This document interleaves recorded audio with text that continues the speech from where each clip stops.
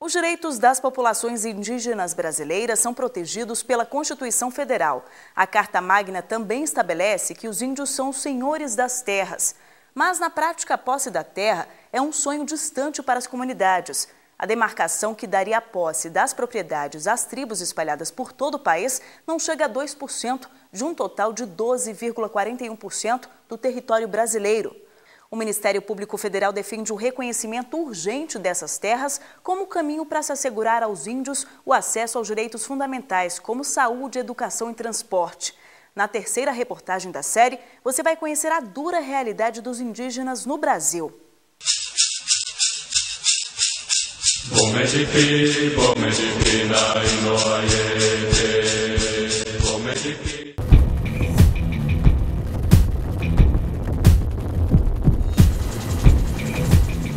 O atendimento veio com a ajuda dos médicos da Força Aérea Brasileira. O índio da aldeia Caravuvu, no Macapá, sente dores por todo o corpo. Não se levanta mais da rede. Consegue esticar? Não. Dói. Diante da gravidade do quadro, o paciente é transferido para um hospital na cidade. Ele está com malária.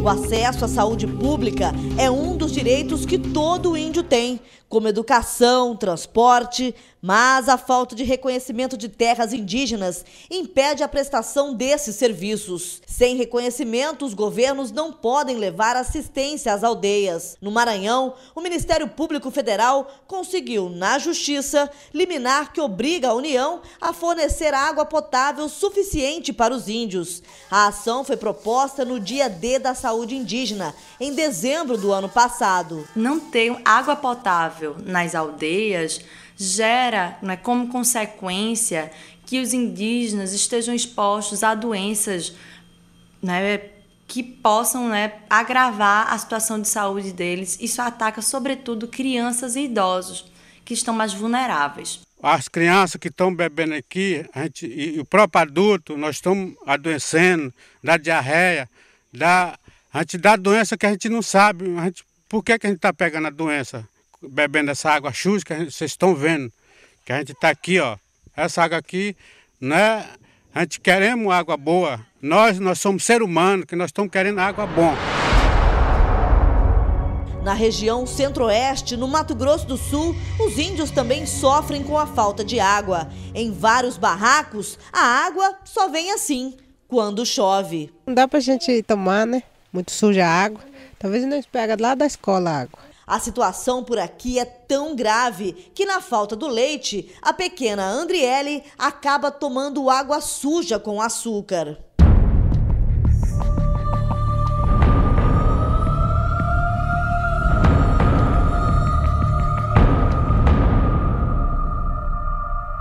O Conselho Indigenista ligado à Igreja Católica alerta que antes mesmo do reconhecimento de terras indígenas, o governo deveria garantir os direitos básicos dos índios. O que deveria acontecer era exatamente uma agilização dos procedimentos de demarcação, das terras e, junto com os procedimentos de demarcação, ou mesmo antes disso, também uma atenção qualificada no que tange a política pública de saúde, de atenção à saúde dos povos indígenas, que é uma responsabilidade do Ministério da Saúde e mais diretamente da Secretaria Especial de Saúde Indígena, bem como de atendimento à educação escolar indígena. Mas, para a FUNAI, o primeiro passo é a demarcação. Para muitos povos situados, por exemplo, no Mato Grosso do Sul, você não vai discutir gestão se você ainda não tem sequer um território demarcado, um território protegido.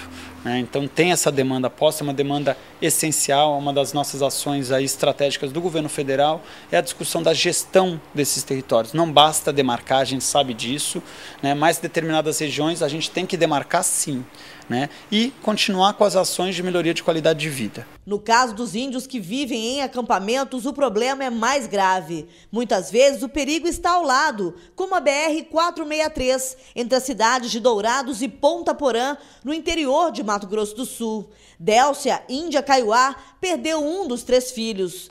Gabriel, de apenas 4 anos, foi atropelado bem perto de casa. Se você não estivesse morando aqui no acampamento, de repente nada disso tinha acontecido, né? É. Agora ficou triste. Os processos de demarcação se arrastam na justiça e a situação dos índios em Mato Grosso do Sul se torna cada vez mais difícil. Somente aqui no sul do estado existem hoje 8 áreas em litígio, onde o clima é de extrema tensão. Para tentar agilizar esses processos, a FUNAI instituiu recentemente um grupo técnico que deve vir a Mato Grosso do Sul para fazer os estudos antropológicos. São essas análises que vão declarar se essas terras são tradicionalmente de origem indígena.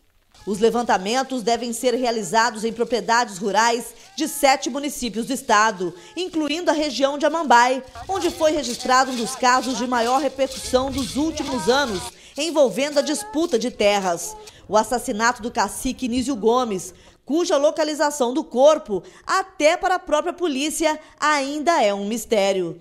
O procurador da República no Mato Grosso do Sul, Marco Antônio Delfino de Almeida, acompanha de perto a violência contra os índios. Nós já propusemos ações de responsabilização da União Federal por esse atraso e pelas mortes e por toda essa situação de miséria, né, humana pela qual passam os indígenas.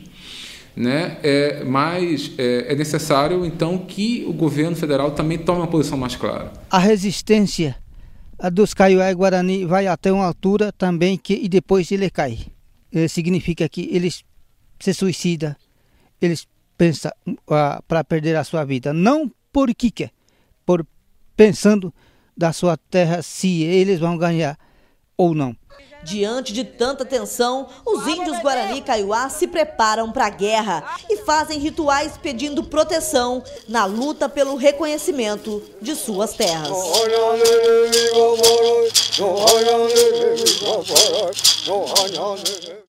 E nesta sexta, dia do índio, a Câmara do MPF, que trata das populações indígenas e comunidades tradicionais, vai organizar uma audiência pública na sede da PGR em Brasília. O objetivo é debater a demarcação de terras no Brasil. O evento começa a partir de 2 da tarde. Participe!